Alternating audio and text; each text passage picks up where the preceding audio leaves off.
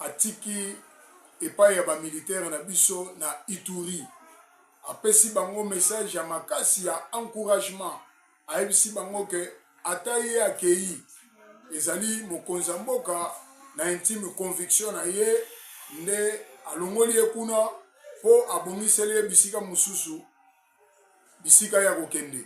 Ayebisi na ba militaire alobi mutu nyonso oya komeka lisusu ko attaquer Ituri, en tout cas après départ na ye abima vivante. En tout cas c'est un bon message.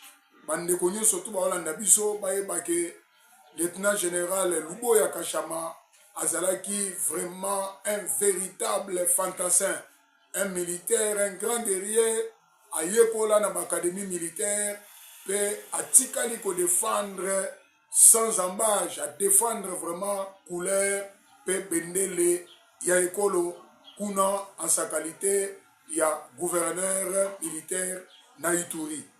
Toyoki pe lisusu na deuxième information que Joseph Kabila azogoloba yazo senga dialogue pe azogoloba na président Félix, c'est le président Félix qui est le problème au Congo.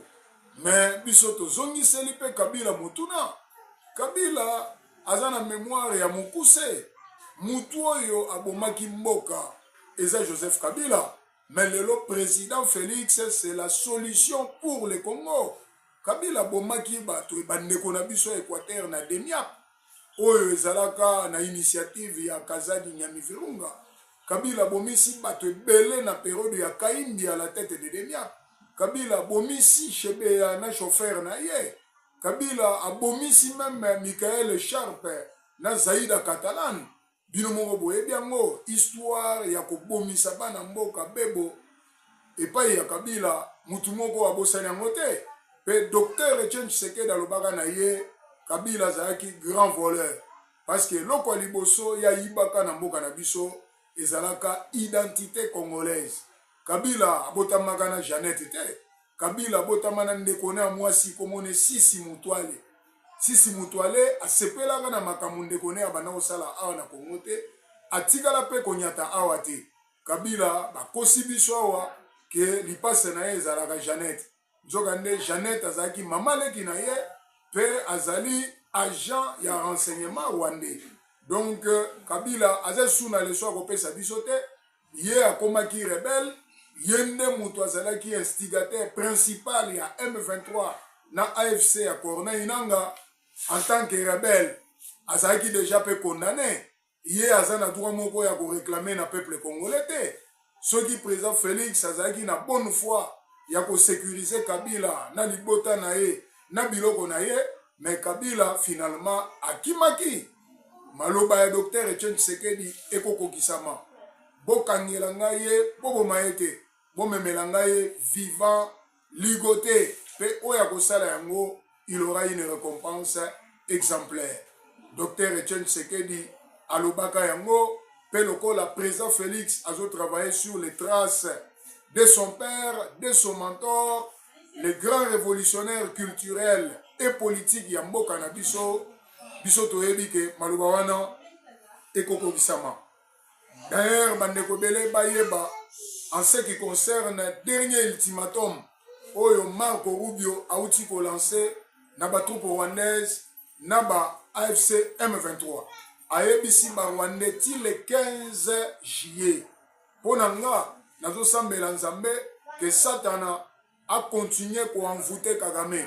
Parce à la tête dure, ne bino moko boko comprendre que eloko ezo c'est la Paul Kagame eza expédition na boulevard des allongés. Biso toloba ngo déjà ba signe attend ezotalisa ke inde tozo kendende na accomplissement ya maloba wana. Donc Herman Cohen alobaka ngo pe na mois de janvier Kagame fut un grand voleur. Kagame akomaka premier producteur à coltan na mabele ya Rwanda colté za akate. Kagame abanaye kotoka minéraux na biso nenga lingi. Abanaye même kofuta ba droit de douane te. Asala ba usine na raffinerie na ba minéraux banaye ko uta na Congo. Lelo yo président Félix akangi robinet.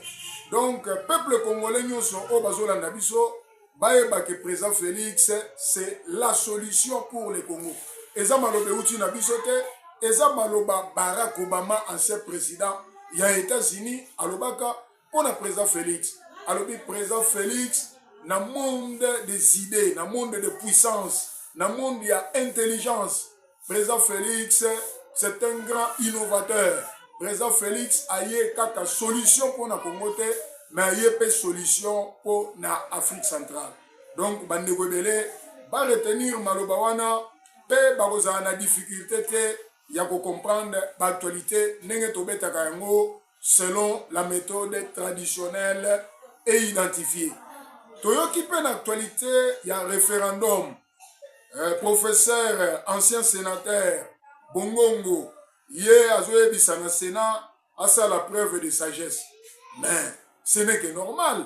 Assemblée nationale, si va voter déjà loi référendaire, na Sénat pe et que les Kanango n'a pété parce que les sénateurs, dans leur ensemble, si va comprendre déjà. Bato bazaye ko jouer basaliche et zalaka ba tilukwebo na côté à Sénat, pe na côté Assemblée nationale et zalaka Vital Kamerhe. Mais au moins que depuis changement et c'est salami déjà côté Kunakutu et zanango et ko les na pété. Pe Denis Kadima Hollandais responsable à Seni. Président Seni a lobby que la CENI est déjà prête, n'a pas moyen au Yazanango pour organiser les référendums. Bandeko Bele, faut pas comprendre Makambo Tolobaka. Docteur Etienne Tshisekedi a boyaka constitution en 2006. Pour Abengakango, ce fut un acte de vente du Congo. Yamonde Pesaka, Banilotique, na hégémonie Bango, et Pesaka Bango privilège. Grâce à la Constitution, Kabila comme président de la République, puis grâce à la Constitution, Baniloti Kebele, Bazare Soubewa, Moïse Nyarugabo, toute une litanie de gens, comme ministre, comme député, comme sénateur, Namboka Nabiso. Mais, eh bien, docteur Etienne Tshisekedi Alobaka, ceux qui biso toleki na pouvoir, cette constitution-là sera jetée dans la poubelle. La vraie constitution qui sera acceptée, adoptée dans le référendum populaire, c'est celle qui fut élaborée, adoptée comme un projet, mais par des Congolais authentiques à la conférence nationale souveraine. Donc, Bandeko Bele va comprendre que Sobozaki, ancien président, Ata Ozalaki, politique Yamboga Oyo, mais autant Moussaki Malamute, Yebake Souka Souka, Bakokangayo, parce que, exemple, Mounene Tomoni Yango, na Espagne, ancien premier ministre Zapatero, Baché na examen pour fraude fiscale. Parce que, Baye vous découvrir, na bureau naye, ba bijoux estimé na valeur ya 1 milliard 300 millions d'euros. Donc, nous avons na makambo ezo salama na Congo, na monde pe ezako salama. Eza maloba o, docteur Etienne Tshisekedi abisaka na biso, quand l'UDPS sera au pouvoir, le Congo sera compté parmi ceux qui se disent grands au monde. Na besi bino susu, actualité mususu, na lombango, bino loba, boyo kosama na Kabila, muta kosa bino te. Pour la première fois, dans une actualité qui toko, président Félix a outil ko lancé, travaux et construction, il y a première usine de montage et de fabrication de tracteurs en Banzangungu. Et ça, sangwa malamu, nan mesala matin, na 18 ans au Kabila sali na moko. Est-ce que ici na fabrication, na montage ya tracteur? Et zalaka, ezate, mutu nyonso to azotambola na moko.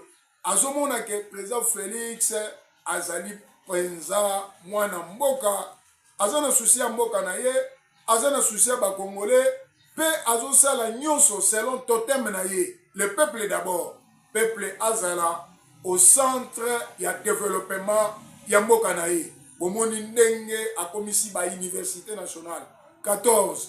Eza poto longwa na monde ya inculture. Ba jeune belé ba koma bato mayele ba servir mboka na bango ndenge Mao Tse-tung pa salaka atindaka ba chinois et pas ya ba français et pas ya ba américain ba yekoli ba zongi sikoyo po ba salela ba mayelo bazwaki na mboka na bango. Donc ozomona ke président Félix azali mutu aza hors commun. Ba ancien président presque nyonso, il faisait partie de l'indigénat. le président Félix est le seul qui appartient à l'intelligentsia. Natangu muke, bomoni nenga zo bongo la mboka. Natangu muke, azo tonga mboka. Natangu muke, makambo baningane basala kate. Ye azo salangu. Donc c'est lui la solution pour le Congo, le bâtisseur de l'état de droit. Donc, bande kwebele, ba retenir makambo bolongwana buluyeke, bolongwana ba distraction, parce que bomoni makambo oyo soi-disant ba opposa ba lingai basala. Référendum, ezo salama, ezo se préparer. Yozo que nos sala sit-in. Ça c'est une distraction. Et ça distraction. Boyoki, siège ya Jean-Marc Kabound, na impenge. Ba komi na ba réseaux sociaux, ba le biote, ba force du progrès. Et ça force du progrès te. Botika oko c'est la force du progrès makambu. Force du progrès, et ça structure bien sûr informelle, il y a eu des pestes. Et ça structure moko d'appui pour le progrès social à l'UDPS. Alors ceux qui peuple à ça mécontents, beaucoup s'arrêtent que oh force du progrès. Non, on est à échappatoire. Kabound za suna batute. Batu oyo balandaki ye bakosamaka bauti kozonga bango balobi ke Kabunda zalaka agent sous-traitant ya Mese Kabila presse mpenge azala na batute Kofi Olomida ebisaki ye yo presse mpenge na parti na yo ozana ba militaire boni. Est-ce que mutu ndenge wana ye moko auti na parti nini? Pour ça la partie politique, il faut venir de quelque part. Ezate ko komi parachuter un opportuniste ozana discours moko cohérent. Aza peine histoire te. Donc pour nanga moi je le considère comme quelqu'un de l'inexpérience.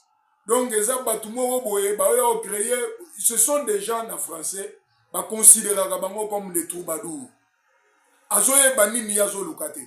Azo saka ba discours pour contredire, pour voiler les choses, alors que to komi déjà na période oyo ba congolais basi ba komi déjà mayele ndenge docteur Etienne Tshisekedi ayebisaka biso na boulevard Triomphal avenir en mboka eza na maboko na bino, prenez-vous en charge. Nasina solaki na ba décideurs du monde ba rassurer nga que peuple congolais a komi mature, peuple congolais a komi capable ya ko décider pour na avenir ya mboka na ye. Donc bandeko wana batika ko distraire batu soyi baza makasi en politique. C'est le rapport de force, va mobiliser des bateaux, va voter non na changement de la constitution. Mais biso yebike, ba o bazana biso, ba o bazo comprendre, ba vrai congolais authentique, ba yebi déjà que référendum et c'est le cas qui goûte. O wana ezana forme, mais na fondamental déjà o papa Tshisekedi dalobaka, balobaka na Afrique muno kwampaka elumbaka solo mais ebimisaka maloba ya bwanya. Bande kwebele oyo bozo sepela na ba information toza kopesa bino bo partageaka bo s'abonner massivement na chaîne na bino ezala bolandi biso epai ya Yves Mukenga TV boyeba ke chaîne na biso komo nango maître Ngoïkaembe Claude TV officiel où nous ne racontons que ce qui est traditionnel et identifié. Numéro na biso plus 243 997 55 14 18 plus 243 997 55 14 18. C'est ça le numéro que vous pouvez nous contacter, vous pouvez commenter, vous pouvez nous appeler et nous faire même vos contributions pour que le travail éthique à la très efficace. La dernière actualité nazanango awa na Sud Kivu, tozui bonne nouvelle. Ba FRDC va reprendre le contrôle ya Mikenge. Affrontement et Salamaki, boyebi ba Rwandais, bayebi déjà que ultimatum na bango ya souk eza le 15, mais bazo sala net va profiter. Mais on est à sketch, c'est théâtre de chez nous. FRDC c'est comme Makasi. Président Félix a outoza en Égypte. Ba sololi na président Égypte. Boyebi que Égypte c'est une puissance militaire africaine.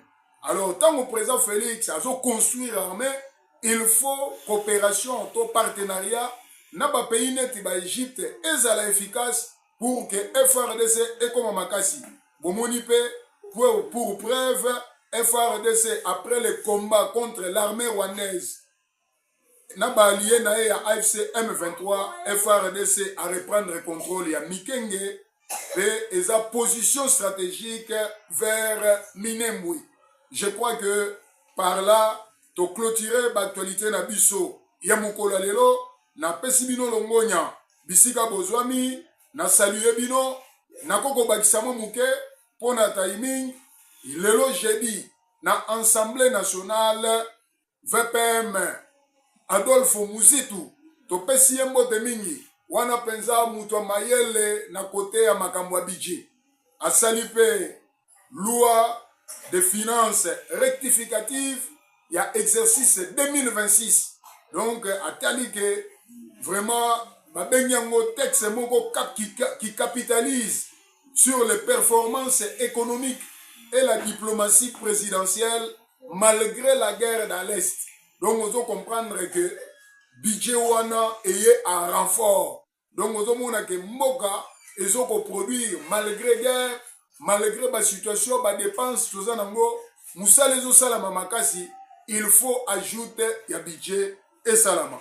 Puis Assemblée nationale, Ayanoli Nambela Naye a déclaré recevable le projet de collectif budgétaire 2026. J'ai dit, je vous salue, na pesibino longo mingi, tokutani, lobikuna, sango malamu, epa na bino, na remercie bino nyosoto.